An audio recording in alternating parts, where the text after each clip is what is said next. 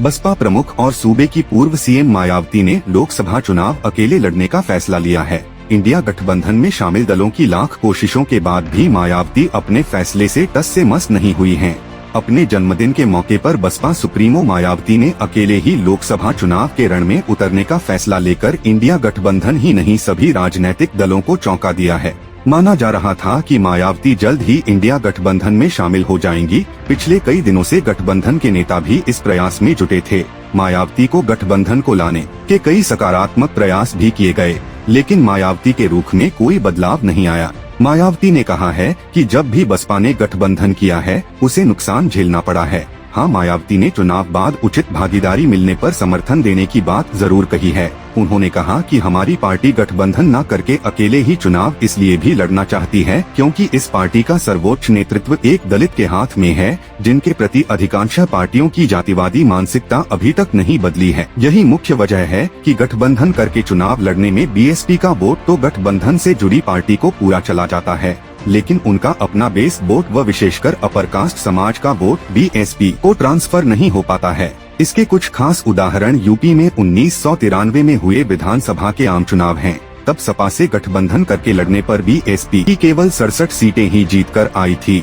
जबकि सपा को इसका ज्यादा लाभ पहुंचा था। उसके बाद सन 1996 में बीएसपी ने यूपी में हुए विधानसभा का आम चुनाव कांग्रेस पार्टी से गठबंधन करके लड़ा था, जिसमें पार्टी की केवल 67 सीटें ही जीतकर आई थी और इस चुनाव में भी कांग्रेस पार्टी को ही ज्यादा फायदा हुआ था।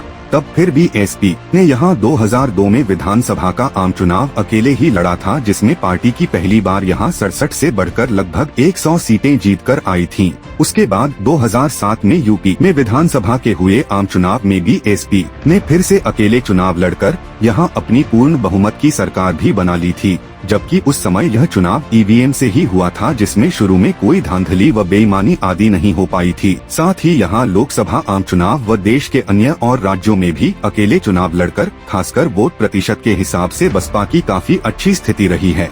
लेकिन पिछले कुछ साल से अब हर चुनाव में ईवीएम में काफी धांधली व बेईमानी आदि हो रही है। ऐसी यह आम धारणा है, जिसकी खास वजह से अब बसपा को भी यूपी सहित पूरे देश में काफी कुछ नुकसान हो रहा है। इसके बावजूद भी बसपा यह सोचकर देश में सभी चुनाव पूरी तैयारी व दमदारी के साथ लड़ती है कि पता नहीं कब ईवीएम में धांधली व बेईमानी आदि करने वालों का सिस्टम फेल हो जाए और चुनाव में सही रिजल्ट आए। हालांकि अब ईवीएम के विरोध में काफी आवाजें भी उठने लगी है और ऐसे में यह सिस्टम कभी भी खत्म हो सकता है या फिर इसमें कुछ परिवर्तन भी किए जा सकते हैं। इसलिए पार्टी के जनाधार को बढ़ाते रहना बहुत जरूरी है।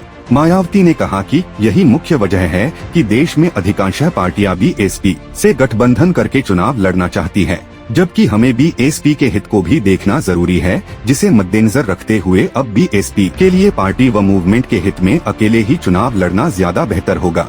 लेकिन अब किसी भी चुनाव के बाद पार्टी खासकर कमजोर एवं उपेक्षित वर्गों के हितों में केंद्र व राज्यों की सही बनी सरकारों में उनकी जरूरत को ध्यान में रखकर अपनी उचित भागीदारी के आधार पर शामिल भी हो सकती है, क्योंकि ऐसे में अब पूर्व की तरह पार्टी बाहर से फ्री में समर्थन नहीं देने वाली है, ताकि अपने लोगों के हितों में कुछ जरूरी कार्य होते रहें। अपने राजनीति से संन्यास की खबरों पर भी मायावती ने जोरदार तरीके से प्रतिकार किया। उन्होंने कहा कि उनके बारे में अक्सर अफवाह फैलाई जाती है कि वो संन्यास लेने वाली हैं, लेकिन वो अभी संन्यास नहीं लेंगी। इस दौरान मायावती ने मोदी सरकार पर लोगों को मुफ्त राशन देकर गुलाम बनाने का भी आरोप लगाया है।